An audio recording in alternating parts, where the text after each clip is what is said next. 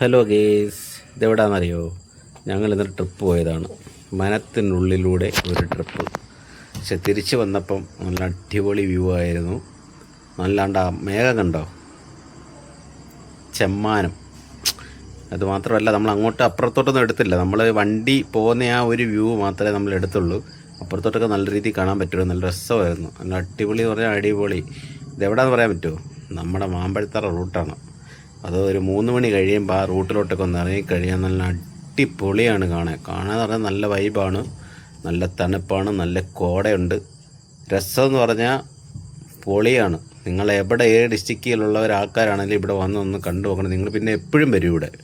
നല്ല വൈബാണ്. വൈബ് എന്ന് പറഞ്ഞാൽ നല്ല വൈബ് എന്ന് പറഞ്ഞാൽ നല്ല വൈബ് എന്ന് വെച്ചാൽ വനത്തിൻ്റെ ഒരു ഇതൊക്കെ ആയതുകൊണ്ട് നല്ല സൂപ്പറായിട്ട്, നല്ല തണുപ്പും തണലും നമ്മൾ ആ ചൂടിൽ നിന്നൊക്കെ ഒന്ന് മാറി നിൽക്കുന്ന ആ ഒരു ഫീലുണ്ടല്ലോ, അതേപോലെ നമുക്ക് നല്ല ഫീൽ കിട്ടുന്ന ഒരു സ്ഥലമാണ്. അപ്പം നിങ്ങളൊക്കെ ഇവിടെ വരണം.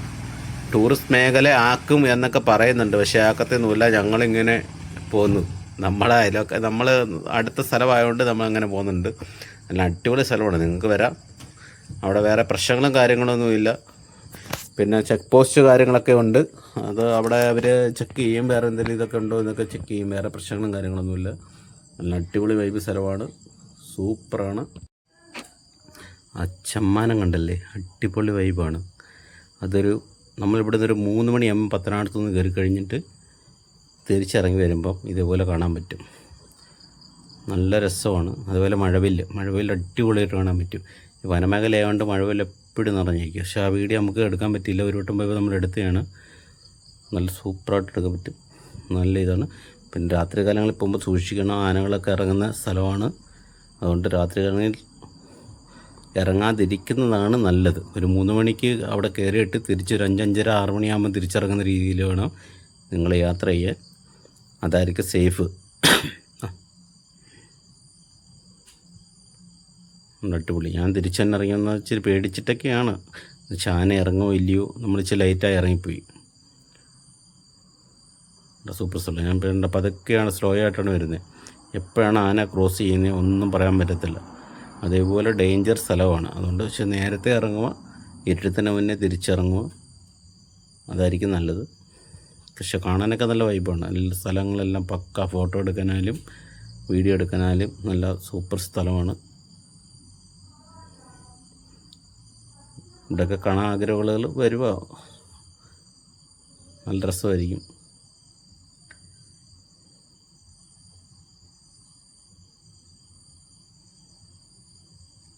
പിന്നെ റോഡൊക്കെ ഒരു കാറ് പോയി കഴിഞ്ഞാൽ അങ്ങോട്ട് ഇങ്ങോട്ട് ക്രോസ് ചെയ്യാനൊക്കെ ഇച്ചിരി ബുദ്ധിമുട്ടും കാര്യങ്ങളൊക്കെ ഉണ്ട്.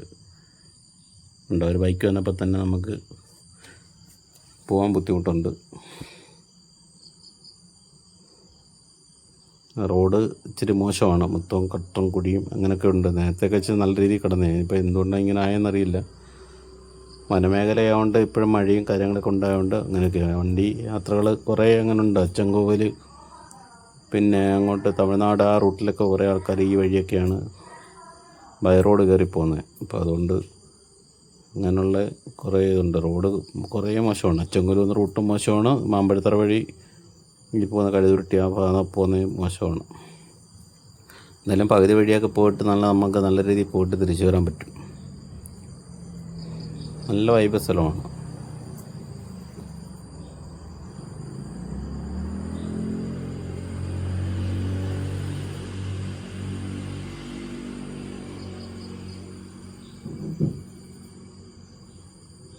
രാത്രി കാലങ്ങളിൽ ആൾക്കാരൊക്കെ ഉണ്ട് ഇവിടെ. എന്താണ് എന്നറിയില്ല. അവർക്കൊന്നും പേടിയൊന്നുമില്ല കേട്ടോ. അവരിവിടെ അല്ല, ഈ നാട്ടുകാരൊക്കെ ആയിരിക്കും. അതുകൊണ്ടാണ് അവർ വനത്തിനകത്ത് ഇങ്ങനെ വന്നിരിക്കുന്നത്.